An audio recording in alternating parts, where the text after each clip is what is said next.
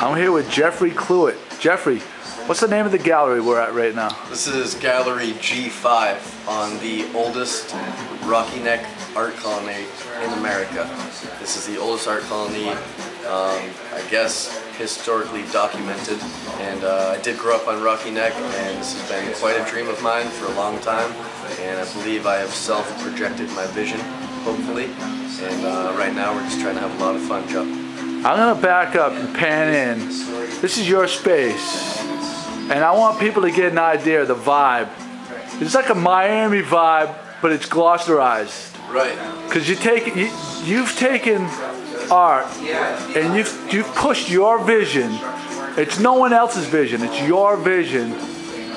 And I've come in here. I'm having a hard time with it a little bit because I'm so blown away. Because I've said this in the past that, you know, some artists can get stuck in a certain kind of a theme. Right.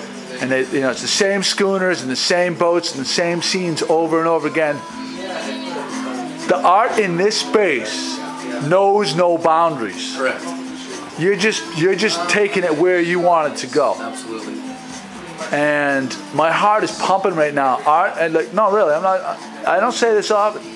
Your art speaks to me, and and this space speaks to me. It is where everybody in this entire city, the whole world, should come and check out. Thank you, boss. I love how fresh it is. I appreciate that. I appreciate the compliments. I'm basically just trying to bring a bit of a different scene with kind of an urban theme to Rocky Neck and to Cape Ann in general, and basically trying to express myself to the fullest and show people that you can do something completely different. And if you don't see it, make it, and then you'll have it. And that's kind of where I'm going with it.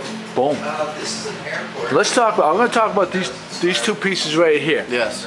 Now, what am I looking at right here? This one right here is a piece I did in 2007, and this is the first really abstractual intention that I ever had, because I really in the past have focused on super tight lines, geometry, and being really just tight aesthetically. And this is where I kind of broke free and just peeled my shell, if you will.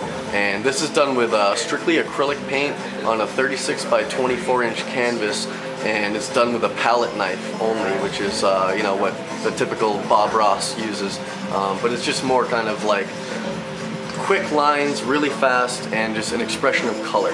And actually, if you see the iridescent quality of that one, I had put a iridescent film, so the light will hit that. Really interesting. Now, panning over to this. Yes. Now, you were speaking to me earlier, and you said the first piece was kind of like the base of what you're seeing here. Correct. Now, why don't we talk about this? This is, I guess you could consider it, would be the underpainting, would be a similar style as to what I had just shown you.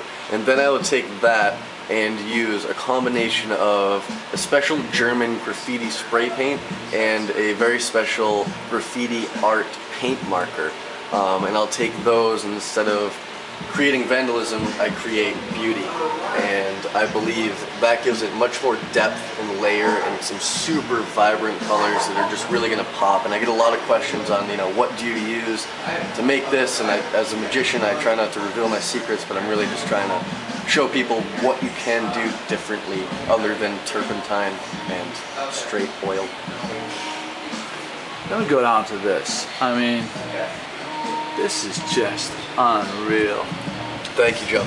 This is made with a combination of very precisely razor blade cut Grey's Anatomy book features, and then I took those, made horizontal relief cuts, melded them together, and used a special spray adhesive to adhere that to the canvas. And then I would use a similar graffiti paint art marker to go over and around and kind of exemplify the natural shape of my centerpiece. This just blows me away. It's a fun one.